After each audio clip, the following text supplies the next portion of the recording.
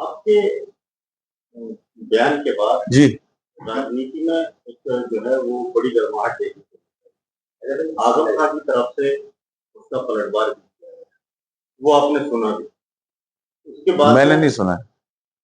मैं ऐसी चीजों पे ध्यान नहीं देता हूँ। नहीं, जिस तरह से ये सियासत शुरू हुई है जी। और आपके बयान के बाद उनका बयान भी आया है जी। और उनका ये कहना है कि मेरे बच्चों ने आपके बड़ों को हराया। इस तरह की चीजों को लेके कई सवाल हैं जो जी। बारी से आएंगे, जी। लेकिन इसी का सवाल है।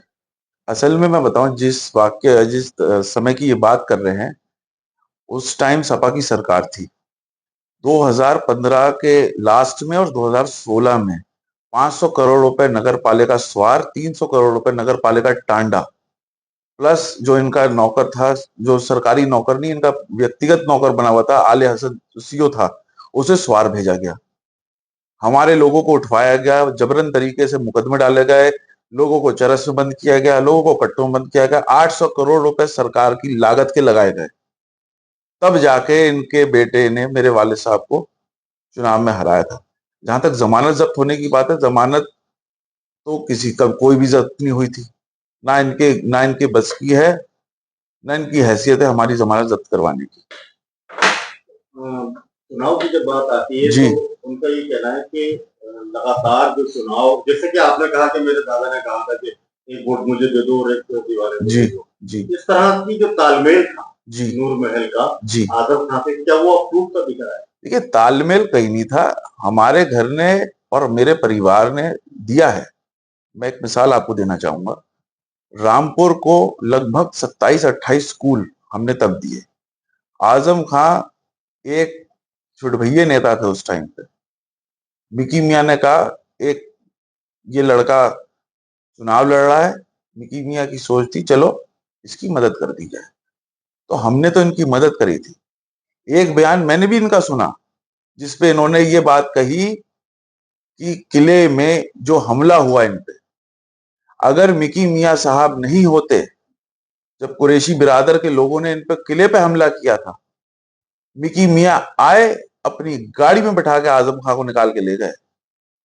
तो इसकी देखिए, जिंदगी मौत देने वाला ऊपर वाला है, अल्लाह है, लेकिन जरिया मिकी मियां थे।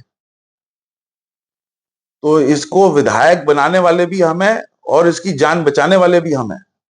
इसको ये बात याद रखनी चाहिए।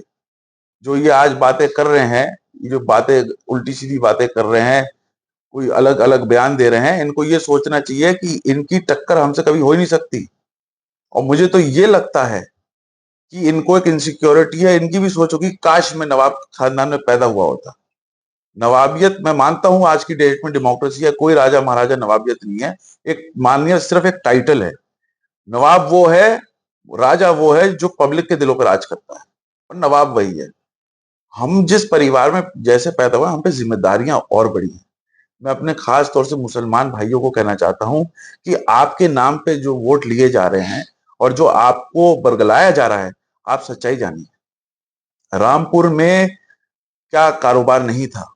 कारचोप का कारोबार आज सरकार उसको बढ़ावा दे रही है। मेरी सोच है कि इस कारोबार को और ऊपर लिया जाए, इंडस्ट्रीज ली जाए। रामपुर में बहुत नेशनल लेवल के शूटर्स हैं, एक शूटिंग मैं कहता हूं स्टेडियम बनाया जाए, फैसिलिटीज प्रोवाइड करी जाए, कि रामपुर का आदमी सिर्फ साइकिल रिक्शा तक सीमित ना रहे। अगर आजम को इतना ही प्यार है, उन फखर से कहते हैं कि मैंने रामपुर वालों को साइकिल रिक्शा दी, तो अपने दोनों लड़कों को साइकिल रिक्शा पे साइकिल रिक्शा एक एक दे दे, वो दिन की आमद कमा के लाए, और फिर पता चले उन्हें कि कितनी मेहनत लगती है, कितना आदमी कितने गर्म धूप में तपता है। तो ये बातें गलत हैं, इनको ये बातें नहीं करनी चाहिए। आजम खान से ये सवाल किया गया था जी। नवाब परिवार के लिए, जी। तो उन्होंने ये कहा था आपने थ्री इडियट पिक्चर देखी है, बस वही समझ। मैं इसका जवाब दूंगा। आपने एक फिल्म देखी होगी, कादर खान और शक्ति कपूर की, बाप नंबरी बेटा 10 नंबरी। तो यही इनके साथ है, ये नंबरी है और इनका बेटा 10 जूतियां आगे नंबरी। आजम खान कह रहे हैं कि जो नवाबों के मारते हैं तो कुत्ते भी नहीं, जी, कुत्ते भी नहीं कुत्ते भी नहीं टांग उठा रहे। टांग उठा रहे? अच्छा, इनने आके देखी है क्या मारते कुत्ते टांग उठा रहे नहीं उठा रहे? इमारतों की बात कर रहे हैं। रजा रजा लाइब्रेरी, जो मैं मानता हूं एक तालीम के लिए, एक मैं मानता हूं खजाना है, तालीम का खजाना। वो रजा लाइब्रेरी यूनिवर्सिटी के हाल देखें, घास होगी भी हर जगह पे, दीवारें हो गई हैं, दीमक आ गई है। मुझे तो ऐसा लग रहा है, जो ये कह रहे हैं नवाबों के किले पे, तो जाहिर सी बात है कुत्ते भी समझदार होते हैं और वफादार होते हैं, और रामपुर के जितने कुत्ते हैं वो हमारे वफादार हैं। तो शायद उन्हें पता है कि उन्हें टांग कहाँ उठानी है, शायद इन्हीं की तरफ जाकर टांग उठती है। दूसरी बात, इन्होंने एक बात कही थी कि भाई मैं अपना घर बेचना चाह रहा हूँ। पहले इनसे पूछो मेरे भाई, जो तुमने अपने पूरे मोहल्ले के घर खरीदे हुए हैं, एक घर छोड़ के एक किवाड़ कहीं को खुल लिया, एक किवाड़ कहीं को खुल रहा है, तो ये फर्जी बातें ना करें और गुमराह ना करें और ये दिखाना चाहते हैं कि मेरे पास कुछ नहीं है। जब इनके बेटे के पास महंगे महंगे आईफोन, लग्जरी ब्रांड की गाड़ियां, महंगे महंगे जूते, इनके भाई लड़के के दोस्तों के साथ, तो ये पैसा कहाँ से आ रहा है?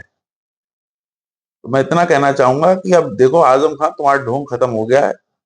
और जो और कुछ लोग जो आ रहे हैं, शायद वो इस लालच में आपके पास आ रहे हैं कि सपा का आने वाले टाइम पे आप उनको जिला पंचायत टिकट दे दें या वो कर दें। लेकिन मुझे जो हालात लग रहे हैं, मुझे ऐसा लग रहा है कि अखिलेश यादव जी भी इस चीज को समझ रहे हैं, और इनके अभी तो इतना बोल रहे हैं, क्या पता आने वाले एक आध महीने में अब सीतापुर की जगह इनका ट्रांसफर, मैं कहता हूँ, बांदा ना हो जाए, गाजीपुर ना हो जाए।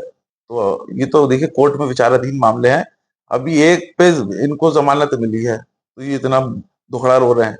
अभी तो मुकदमे बहुत हैं, और वाकई में जो इन पे मुकदमे लगे हैं, जिन लोगों ने लगाए हैं और जिनकी वजह से ये अंदर गए हैं, उन वाकई में गरीब मजलूम पब्लिक की हाय लगी है। तो हमको कहना है कि अगर हम मुकदमे लगाते तो जो नवाज शरीफ चलिए मैं आपका इस जवाब आपका सवाल देता हूँ। 2014 मेरे वालिद साहब कांग्रेस से लड़ रहे थे सांसद का चुनाव, ठोटर मोहल्ला, एसपी साधना गोस्वामी।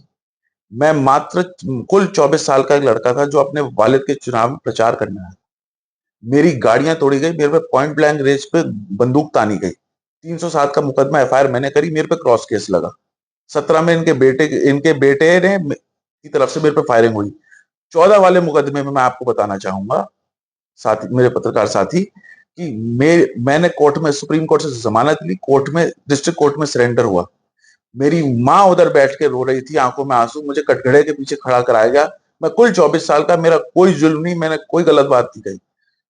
बलात्कारियों और मर्डर करने वाले लोगों के साथ खड़ा कराया गया। क्या मैं किसी की औलाद नहीं है? क्या मेरी माँ के आंसू आंसू नहीं है? तो मुकदमे इनका सीओ आले हसन नूर महल के गेट पर आया था, तब भी औकात नहीं थी अंदर घुसने की, मुझे गिरफ्तार करने। तो ये जो बातें कर रहे हैं नवाबों पे 307, इनको इतना समझना चाहिए कि हमारी सरकार चलती है नियम अनुसार। अगर जंगल राज होता इनकी सरकार के तहत और उतनी ताकत मुझे होती, तो मैंने बताता कि अजदादों में से हड्डियां कैसे निकलती हैं और टांगों में से नींद कैसे निकलती है। तो इन्हें तो शुक्राने के 2 नफल पड़ने चाहिए। ये ऐसी जो इनको ताकत मिली वो मुझे नहीं मिली अभी तक, वरना इन्हें भी मैं छठी का दूध याद दिला दूंगा। एक ही परिवार के लोग तीन तीन घरानों की राजनीति में है। पार्टियों